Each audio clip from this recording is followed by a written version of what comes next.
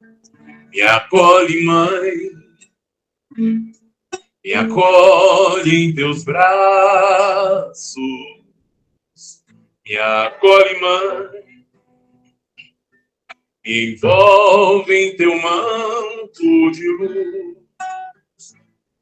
Me acolhe, mãezinha, me acolhe.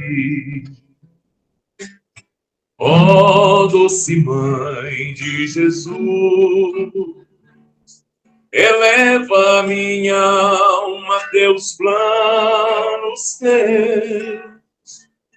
Me leva, mãe querida, mais perto de Deus. Maria, és o amor, és a caridade, a fé. Ô rosa mística de Nazaré.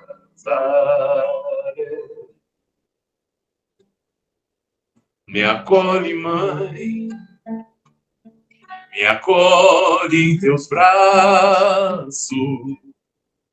Me acolhe, mãe, me envolve em teu manto de luz.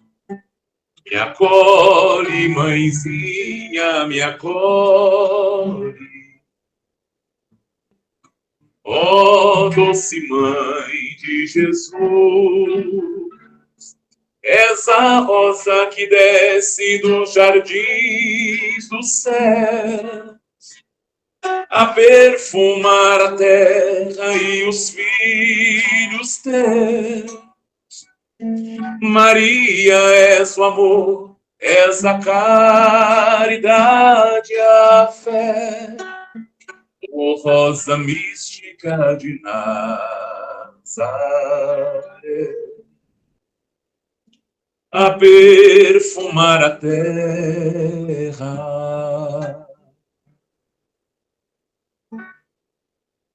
Todos bem-vindos. Meu nome é Marisete. Na semana passada, o nosso harmonizador, ele cantou uma música, eu tive que buscar a letra, porque eu achei linda a música, e ela chama O Amor, Ila Fernandes. E diz assim: o amor a gente demonstra, o respeito a gente oferece, a bondade a gente retribui, o amor próprio a gente utiliza, e não importa se o outro não vai ser como nós. Reciprocidade é uma roupa que nem todos sabem vestir. O que vale é a nossa consciência de que estamos no caminho certo, mesmo que ninguém venha aplaudir ou reconhecer. O que importa é saber quem somos. A recompensa sobre os nossos atos não vem do homem, mas vem de Deus. Gente, essa música é linda. Tá passando para a escala. A harmonização é feita pelo Fernando.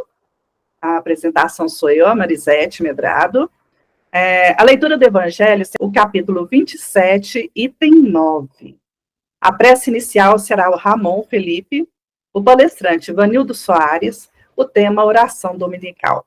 Passe, fluidificação e prece final a nossa irmã Dircineia. Deus protetor, aqui me ponho aos teus pés para lhe falar. Pai, pequeno eu sou, mas seu amor me deu a chance de poder recomeçar. Por isso peço em oração que ilumine meu caminho de cristão, que eu jamais esqueça que eu tenho nas mãos a doutrina da consolação. Pai, meu Criador, bênção maior, tesouro igual neste lugar não há. Pai, ó meu Senhor, com gratidão lhe peço forças para fazer multiplicar no lar, na casa de oração, numa rua onde houver alguma irmã, levarei com toda a minha devoção a doutrina do meu coração. Pai, meu Criador, bênção maior, tesouro igual neste lugar não há. Pai, ó meu Senhor, com gratidão lhe peço forças para fazer multiplicar no lar, na casa de oração, numa rua onde houver alguma irmã, levarei com toda minha devoção a doutrina do meu coração. Pai.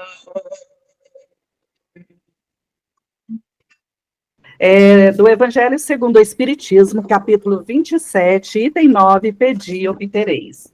Ação da prece e transmissão do pensamento. A prece é uma invocação. Através dela, entra-se em contato por pensamento com o ser ao qual se dirige. Ela pode ter por objeto um pedido, um agradecimento ou uma glorificação. Pode-se orar por si mesmo ou por outro, pelos vivos ou pelos mortos. As preces dirigidas a Deus são ouvidas pelos espíritos encarregados da execução de suas vontades. As que são dirigidas aos bons espíritos são reportadas a Deus. Quando se ora a outros seres que não a Deus, aqueles funcionam apenas como intermediários, intercessores, pois nada pode ser feito sem a vontade de Deus. O Espiritismo torna compreensível a ação da prece, explicando o modo de transmissão do pensamento, vindo a ser rogado ao nosso apelo, ou indo o nosso pensamento até ele. Para se ter ideia do que se passa em tal circunstância, é preciso imaginar todos os seres encarnados e desencarnados mergulhados no fluido universal que ocupa o espaço, assim como aqui estamos mergulhados na atmosfera. Esse fluido recebe o impulso da vontade, é o veículo do pensamento, como o ar é o veículo do som, com a diferença de que as vibrações do ar são circunscritas, enquanto as dos fluidos universal estendem-se infinitamente. Portanto, quando o pensamento é dirigido a um ser qualquer, na Terra ou no espaço, de encarnado a desencarnado, ou de desencarnado a encarnado, uma corrente fluídica estabelece-se de um a outro, transmitindo o pensamento como o ar transmite o som. Vamos acerenar nossos corações, amado Mestre Jesus, nessa noite de quinta-feira, nessa reunião pública, queremos pedir bênção e proteção para cada trabalhador aqui presente, para cada pessoa que está participando e ouvindo essa palestra, que o Senhor possa abençoar cada um, para que cada um receba essas palavras que o condutor da palestra vai dar, e sejam as palavras necessárias para curar cada dor da alma, cada dor do espírito, que conforte e leve um ensinamento a cada pessoa naquele ponto que ela precisa. Que o Senhor possa estar nos acompanhando, nos abençoando e que nós possamos estar abertos sempre para a palavra do Senhor e para as coisas boas que o Senhor tem nos trazido através de outras pessoas. Que o Senhor esteja conosco hoje sempre, que assim seja. Vanildo, seja bem-vindo. É um prazer enorme nos encontrarmos aqui mais uma vez, virtualmente falando, nesta página, neste canal do Segal. Então, hoje aqui nos encontramos, conforme a proposta que nos foi repassada, para estudarmos um pouco acerca da oração dominical, mais conhecida como a oração do Pai Nosso. E hoje refletiremos com base nas palavras que encontramos no capítulo 18 do livro Boa Nova, palavras de Humberto de Campos, ou Irmão X, através da mediunidade de Chico Xavier. E este capítulo 18, ou melhor, nesse capítulo 18, Humberto de Campos nos deixou uma narrativa maravilhosa dos bastidores, se assim podemos classificar, da oração do Pai Nosso. Assim como todos os demais capítulos que compõem este livro Boa Nova, que são 30 capítulos, e exatamente por isto que tem este nome, este título para este livro, Boa Nova, porque Humberto de Campos deixou para nós narrativas maravilhosas de bastidores, de trechos evangélicos, bastidores acerca da vinda de Jesus à Terra, bastidores acerca do trabalho realizado por aquele que antecedeu um pouquinho Jesus no trabalho da semeadura, João o Batista, bem como acerca de Maria de Nazaré. Então, este livro, Boa Nova, começa com a narrativa de Humberto de Campos, contextualizando acerca da Roma Antiga. Então, a fala de Humberto de Campos começa por cerca do ano 509 antes do Cristo e avança um pouco mais na história para chegar no ano 27 antes do Cristo, na época em que teve início o Império Romano. Todo aquele preparo no mundo espiritual para a vinda de Maria e, em especial, para a vinda de Jesus. Mas hoje temos como referência o capítulo 18, que trata acerca da oração do Pai Nosso. E antes de chegarmos também nesta narrativa maravilhosa de Humberto de Campos, é importante que falemos um pouquinho, conforme as palavras dos Espíritos Amigos, acerca desta oração, conforme nós encontramos no capítulo 28º, o último capítulo de O Evangelho segundo o Espiritismo, o item de número 2, quando os Espíritos Amigos deixaram para nós um estudo acerca da oração do Pai Nosso, fazendo um estudo mais aprofundado, uma reflexão mais aprofundada acerca de cada frase desta oração dominical. Mas antes de falar acerca de cada frase, eles conceituaram, os espíritos superiores conceituaram a oração do Pai Nosso da seguinte maneira: é o mais perfeito modelo de concisão. Então, eles classificam a oração do Pai Nosso como aquele mais perfeito modelo de concisão, verdadeira obra-prima de sublimidade na sua simplicidade, verdadeira obra-prima, bem como eles dizem, com efeito, sob a mais restrita forma, resume todos os deveres do homem para com Deus. Então, aqui, os Espíritos Amigos nos falam que a oração do Pai Nosso resume todos os nossos deveres, nós, na condição de criaturas humanas, para com Deus, bem como para conosco mesmo, para conosco mesmos e para com o próximo. Encerra uma profissão de fé, um ato de adoração e de submissão. E aí eles encerram dizendo: também nós encontramos na oração do Pai Nosso o pedido das coisas necessárias à vida e o princípio da caridade. Então, assim, os espíritos superiores classificaram o Pai Nosso, ou conceituaram o Pai Nosso para todos nós, conforme este item número 2 do capítulo 28º de O Evangelho segundo o Espiritismo. E o capítulo 18 do livro Boa Nova, que refletiremos com base nele neste momento, neste capítulo, Humberto de Campos iniciou a sua narrativa antes de chegar e falar acerca do Pai Nosso, quando Jesus foi solicitado por um discípulo para que ele os ensinasse a orar. Então, Humberto de Campos inicia da seguinte maneira: curada pelo Mestre Divino, a sogra de Simão Pedro ficara maravilhada com os poderes ocultos do Nazareno humilde, que falava em nome de Deus, enlaçando os corações com a fé profunda e ardente. Então, esta cura da sogra de Pedro, também classificada como um milagre realizado por Jesus, nós encontramos essa narrativa no Evangelho de Marcos, no capítulo 1, versículos 29 a 34, bem como em Mateus 8, 14 e 15, Lucas, no capítulo 4, versículos 38 a 41. E Humberto de Campos segue dizendo: reestabelecida em sua saúde, a sogra de Pedro passou a reflexionar mais atentamente acerca do Pai que está nos céus, sempre pronto a atender às súplicas dos seus filhos. Então, após a cura recebida, ela passou a dar mais atenção acerca das coisas de Deus, refletir acerca de Deus, chamando certo dia o genro Então, a sogra de Pedro chamou para um exame detido do assunto, consultou sobre as possibilidades de pedirem a Jesus favores excepcionais para a sua família.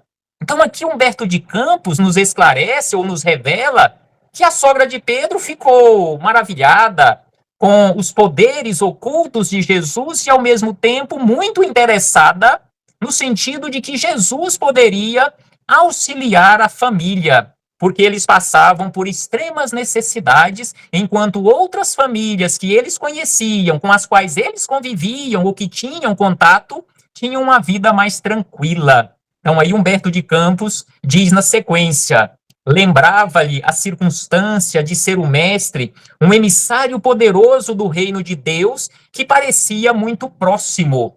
Concitava-o a ponderar ao Messias, ou seja, solicitar ao genro para que pedisse a Jesus que Jesus pudesse auxiliar aos seus colaboradores mais diretos e sinceros, já que a sua família passava por necessidades prementes. A exiguidade do dinheiro, o peso dos serviços domésticos, a casa pobre de recursos, situação aqui, imensas possibilidades de Jesus, cheio de poderes prodigiosos, seriam capazes de remediar. Então, a sogra de Pedro, ao ver todo aquele poder, ou sentir, ou perceber todo aquele poder de Jesus e a sua proximidade com o Pai, ela ficou interessada em que Jesus resolvesse essas necessidades mais urgentes da sua família, incluindo a família de Pedro. E aí Humberto de Campos acrescenta: o pescador, ou seja, Pedro, simples e generoso, tentado em seus sentimentos humanos, examinou aquelas observações destinadas a lhe abrir os olhos com referência ao futuro. Então, a sogra de Pedro conversou com ele, tentando abrir-lhe os olhos e a sua mente, em especial quanto ao futuro. Entretanto, refletiu que Jesus era mestre e nunca desprezava qualquer ensejo de bem ensinar, o que era realmente proveitoso aos seus discípulos. Acaso, aqui começa Pedro a conversar com Jesus, ou com ele próprio, ou com a sua consciência, acaso não saberia ele o melhor caminho? Questionou Pedro a sua própria consciência. Não viam em sua presença alguma coisa da própria presença de Deus? Guardando, contudo, indeciso o espírito em face das ponderações familiares, buscou uma oportunidade de falar com o Messias acerca do assunto. Então, Jesus guardou todas aquelas informações, todos aqueles questionamentos, ponderações feitos por sua sogra, bem como as ponderações e os questionamentos que ele próprio havia feito à sua consciência. No entanto, ele precisava de uma oportunidade propícia para questionar Jesus ou para conversar com Jesus. Chegada que foi a ocasião, ou seja, ele teve uma oportunidade, o apóstolo procurou provocar muito de leve a solução do problema, perguntando a Jesus com sua sinceridade ingênua. E aí ele começa a questionar Jesus da seguinte maneira: mestre, será que Deus ouve todas as nossas orações? Assim nós questionamos até os dias de hoje. Será que Deus ouve todas as nossas rogativas? E aí Jesus responde a Pedro e a todos nós: como não, Pedro? E aí segue adiante Humberto de Campos, na fala de Jesus: desde que começou a raciocinar, observou o homem que, acima de seus poderes reduzidos, havia um poder ilimitado que lhe criara o ambiente de vida.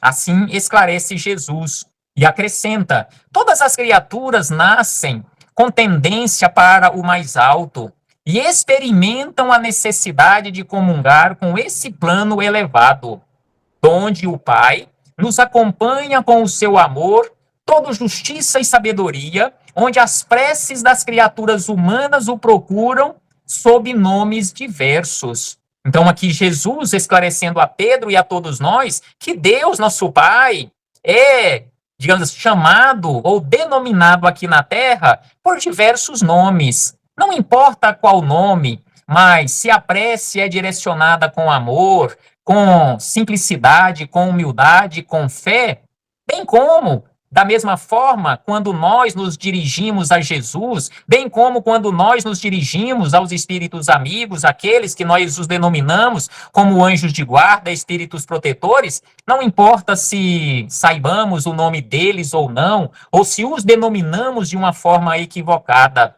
eles sempre nos atendem de acordo e em acordo com as nossas necessidades reais. E aí, Humberto de Campos segue a narrativa na fala de Jesus, quando Jesus questiona a Pedro: acreditarias, Simão Pedro, que em todos os séculos da vida humana recorreriam as almas incessantemente a uma porta silenciosa e inflexível, se nenhum resultado obtivessem? Será que nós, durante milhares e milhares de séculos na nossa caminhada, nós continuaríamos batendo nesta porta silenciosa e inflexível, mesmo se não recebêssemos nenhuma resposta, não obtivéssemos nenhum resultado? Assim questiona Jesus a Simão Pedro e a todos nós. E acrescenta: não tenhas dúvida, não tenhas dúvida, ele falando a Pedro e a todos nós, todas as nossas orações são ouvidas por Deus, nosso Pai. No entanto, exclamou respeitoso o discípulo, acrescenta Humberto de Campos. E aí, Pedro acrescenta mais um questionamento a Jesus: se Deus ouve as súplicas de todos os seres, por que tamanhas diferenças na sorte? Por que tamanha diferença entre as criaturas aqui na Terra? E a doutrina espírita hoje nos explica de onde nós viemos, para onde nós iremos, o que nós estamos fazendo aqui na Terra, por que estas diferenças, por que uns nascem ricos, outros pobres, por que uns nascem sãos, outros doentes e assim sucessivamente. Então este foi o questionamento de Pedro, direcionado a Jesus, e assim também são os nossos questionamentos. E aí, na sequência, Humberto de Campos anotou da seguinte maneira: por que razão, ainda Pedro questiona, por que razão sou obrigado a pescar para prover a subsistência minha e da minha família, quando Levi, o futuro apóstolo Mateus, ganha bom salário no serviço dos impostos, porque Levi era cobrador de impostos, ele ganhava um bom salário com a sabedoria dos livros? Questiona Pedro a Jesus. E aí Humberto de Campos acrescenta mais um questionamento de Jesus: como explicar que Joana de Cusa, disponha de servas numerosas, quando minha mulher é obrigada a plantar e cuidar da nossa horta? Por que Joana de Cusa tem uma vida assim tão fácil aos olhos de Pedro, enquanto a minha esposa tem uma vida tão difícil? Jesus ouviu atento essas suas palavras e retrucou. Aí vem de novo a fala esclarecedora de Jesus a Simão Pedro e a todos nós. Pedro, assim como Jesus fala ao Vanildo, fala ao Joaquim, ao Pedro, ao João e assim sucessivamente a todos nós, precisamos não esquecer que o mundo pertence a Deus e que todos nós somos os seus servidores. Então, o mundo pertence a Deus e nós somos os seus servidores. E aí Jesus acrescenta: os trabalhos variam conforme a capacidade do nosso esforço. E acrescenta: hoje você pesca, amanhã pregarás a palavra divina do Evangelho. Todo trabalho honesto é de Deus. Quem escreve com a sabedoria dos pergaminhos não é maior do que aquele que traça a leira laboriosa e fértil com a sabedoria da terra. Então aqui Jesus nivela todos os trabalhos, desde que seja feito de forma honesta. E ainda acrescenta: o escriba sincero que cuida dos dispositivos da lei é irmão do lavrador bem-intencionado que cuida do sustento da vida. Porque se não fosse o lavrador, não teria o sustento da vida daqueles que não trabalham com a terra. E ainda acrescenta, um cultiva as flores do pensamento, ou seja, aquele que trabalha com a sua inteligência, que trabalha com os livros, naquela época com os pergaminhos, estava cultivando ou está cultivando as flores do pensamento. Aquele que trabalha com a terra, ou seja, o outro ou a outra criatura que trabalha com a terra, está cuidando das flores do trigal que o Pai protege e abençoa. E aí ele questiona a Pedro, achas que uma casa estaria completa sem as mãos abnegadas daquela criatura, seja homem ou mulher, que lhe varrem os detritos? Será que uma casa estaria completa, estaria cuidada, estaria higienizada, estaria limpa, sem que ninguém cuidasse da limpeza daquele ambiente? E ainda Jesus questiona a Pedro e a todos nós, se todos os filhos de Deus se dispusessem a cobrar impostos, se referindo a Levi, o cobrador de impostos, quem os pagaria? Então, se todos nós, mais de 6 bilhões de seres humanos reencarnados na Terra, na atualidade, segundo os números oficiais, se todos nós cobrássemos impostos, quem é que pagaria estes impostos? Assim questiona Jesus.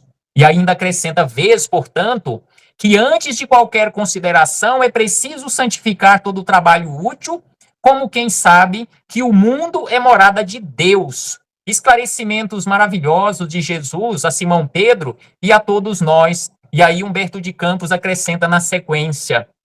Já pensastes que se a tua esposa, questiona mais uma vez Jesus, se a tua esposa cuida das plantas de sua horta, Joana de Cusa educa as suas servas? Então, uma estava cuidando das plantas da horta, a outra estava também cuidando da educação de suas servas. E aí acrescenta Jesus mais um questionamento. A qual das duas, ou seja, a sua esposa ou a Joana de Cusa, cabe responsabilidade maior, ou seja, aquela que cuida e educa as suas servas ou aquela que está cuidando dos legumes da horta? Então, assim questiona Jesus a Simão Pedro. Quem poderá, mais uma vez Jesus questiona a Pedro e a nossa consciência, quem poderá garantir que Joana terá essa responsabilidade por toda a sua vida? Então, aqui Jesus, já conhecedor e prevendo o futuro de Joana de Cusa, assim como aconteceu com ela, conforme os registros da história, ele questiona Pedro. Será que você acha ou você imagina que Joana terá essa responsabilidade por toda a sua vida? E realmente Joana, em pouco tempo, se tornaria escrava, conforme os registros da história. No mundo, acrescenta Jesus, no mundo, há grandes generais que, apesar das suas vitórias, passam também pelas duras experiências de seus soldados. Assim, Pedro, acrescenta mais esclarecimentos Jesus a Pedro e a todos nós. Precisamos considerar, em definitiva, que todos somos filhos e servos de Deus antes de qualquer outro título convencional. Então, antes de qualquer outro título convencional aqui da Terra, todos nós somos filhos e servos de Deus dentro da vida humana. Necessário é, pois, acrescenta Jesus, que disponhamos o nosso coração a bem servi-lo, seja como rei, seja como escravo.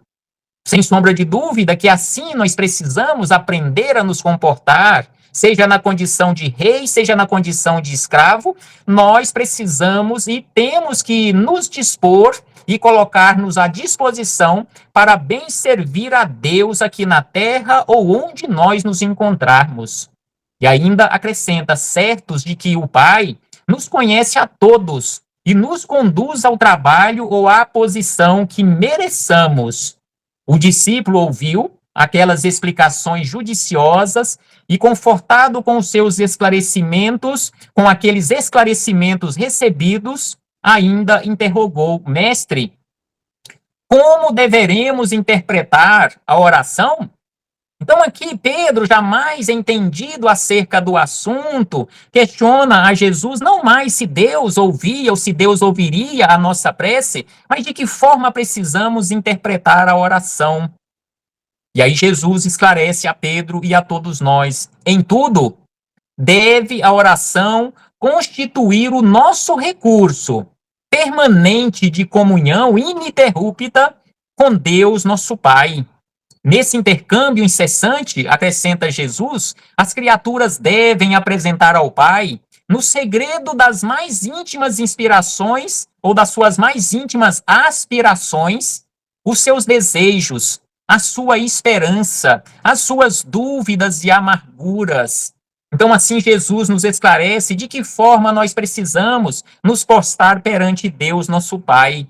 Essas confidências, acrescenta Jesus, essas confidências lhes atenuarão o cansaço do mundo, restaurando-lhes as energias, porque Deus lhes concederá de sua luz. É necessário, portanto, cultivar a prece, para que ela se torne um elemento natural da vida, como a respiração. Então, a prece, segundo nos orienta Jesus, ela precisa se tornar um elemento natural da vida, assim como a respiração. É indispensável, ainda acrescenta, é indispensável conheçamos o meio seguro de nos identificarmos com o nosso Pai.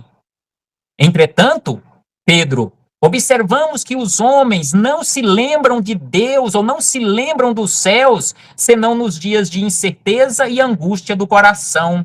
E assim nos comportamos até hoje, a maioria de nós, 2000 anos depois, praticamente, via de regra, boa parte, quiçá a maioria de nós, só nos lembramos de Deus nos momentos de incertezas, nos momentos de dificuldades. Se a ameaça é cruel e iminente o desastre, se a morte do corpo é irremediável, os mais fortes dobram os joelhos, acrescentou Jesus. Mas quanto não deverá sentir-se o pai amoroso e leal, de que somente o procurem os filhos nos momentos do infortúnio, por eles criados com as suas próprias mãos? Questionamento muito profundo de Jesus a Pedro e a todos nós. Como se sentirá Deus em relação a nós, quando nós procuramos Deus, nosso Pai, somente nos momentos de dificuldades que nós mesmos criamos, que não foram criados por Deus, mas por nós, pela nossa teimosia, rebeldia, ignorância? E ainda acrescenta, em face do relaxamento dessas relações sagradas, por parte dos homens indiferentes ao carinho paternal, da providência que tudo lhes concede de útil e agradável.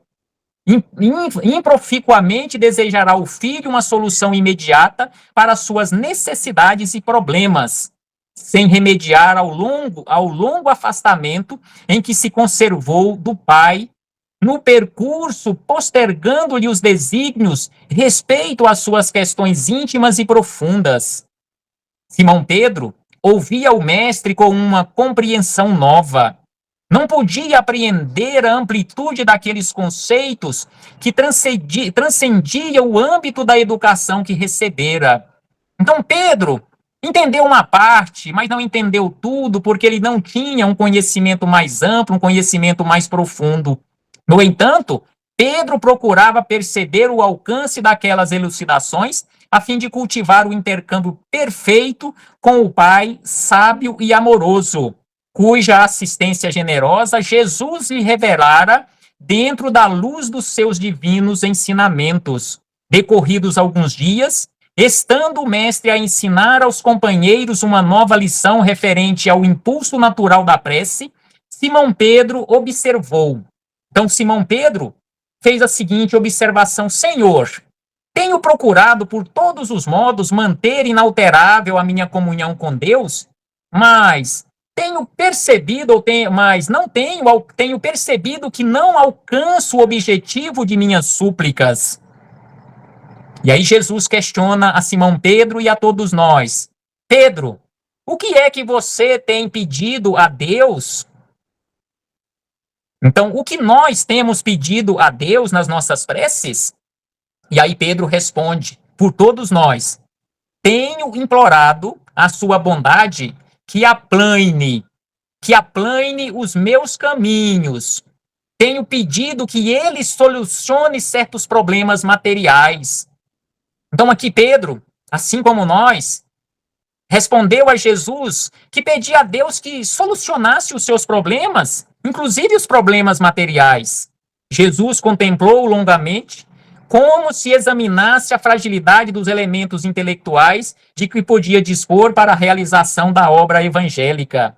Contudo, evidenciando mais uma vez o seu profundo amor e a sua boa vontade, esclareceu com brandura e convicção: Pedro, enquanto orares, pedindo ao Pai a satisfação de teus desejos e caprichos, é possível que te retires da prece inquieto e desalentado. Então, enquanto nós nos dirigimos a Deus dessa forma, é provável que nós nos retiraremos da prece desta forma, conforme Jesus esclareceu a Pedro. Mas, sempre que solicitares as bênçãos de Deus, a fim de compreenderes a sua vontade justa e sábia a teu respeito, receberás, pela oração, os bens divinos do consolo e da paz.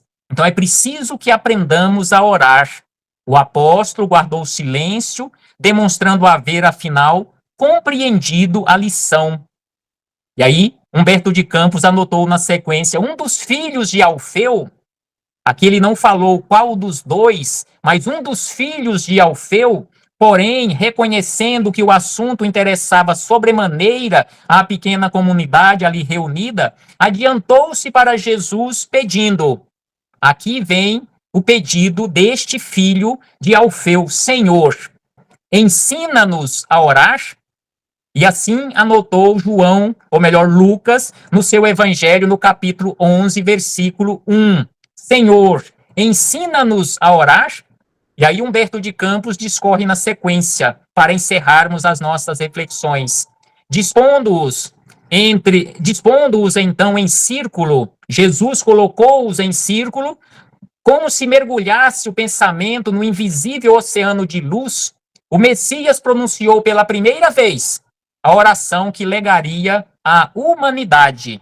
E aí Humberto de Campos anotou da seguinte maneira: elevando o seu espírito magnânimo ao Pai Celestial e colocando o seu amor acima de todas as coisas, exclamou: Pai nosso, que estais nos céus, santificado seja o teu nome. E aí anotou Humberto de Campos: e ponderando que a redenção da criatura humana nunca poderá se efetuar sem a misericórdia do Criador, considerada a imensa bagagem das imperfeições humanas, Jesus continuou: venha a nós o vosso reino, dando a entender que a vontade de Deus, amorosa e justa, deve cumprir-se em todas as circunstâncias. Jesus acrescentou: seja feita a tua vontade, assim na terra como nos céus. E aí Humberto de Campos anotou na sequência, esclarecendo que todas as possibilidades de saúde, trabalho, experiência chegam invariavelmente para as criaturas humanas da fonte sagrada da proteção divina. Jesus prosseguiu: o pão nosso de cada dia dá-nos hoje. E acrescenta Humberto de Campos, mostrando que as criaturas estão sempre sob a ação da lei, de compensações, e que cada uma precisa desvencilhar-se das penosas algemas do passado obscuro pela exemplificação sublime do amor.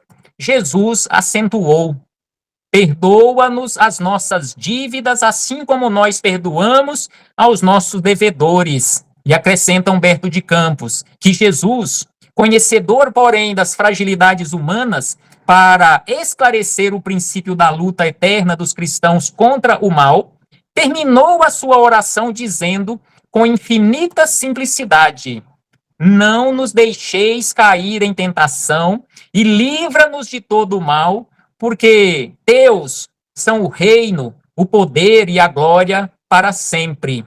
assim seja.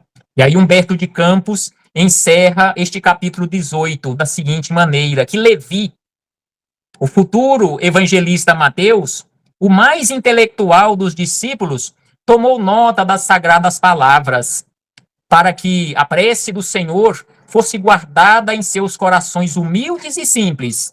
A rogativa de Jesus continha, em síntese, todo o programa de esforço e edificação do cristianismo nascente.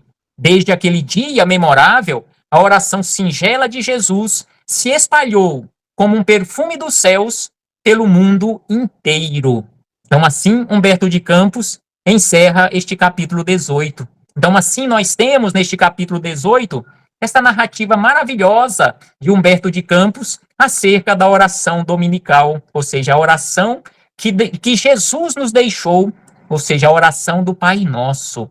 Muito obrigado a todos vocês, irmãos e irmãs de jornada, por ouvir-me mais uma vez, porque assim, mais uma vez, eu tive a belíssima oportunidade de ouvir esses ensinamentos maravilhosos. Até breve, meus irmãos e irmãs. Muito obrigada, Vanildo. Volte sempre. É um prazer tê-lo aqui conosco. Gratidão. Obrigada. Meu Pai do céu, meu Pai do céu, eu quase me esqueci, que teu amor vela por mim, vela por mim, que seja feito assim. O alimento desse dia, dá-nos agora e sempre, e perdoai nossas ofensas de um modo maior com que perdoamos. Pai, meu Pai do céu, meu Pai do céu, eu quase me esqueci, que teu amor vela por mim, vela por mim, que seja feito assim. Meu Pai do céu, meu Pai do céu, eu quase me esqueci, que teu amor vela por mim, que seja feito assim. E não nos deixeis cair em tentação, mas livrai-nos de todo o mal. Laia, la, laia, la. Amém.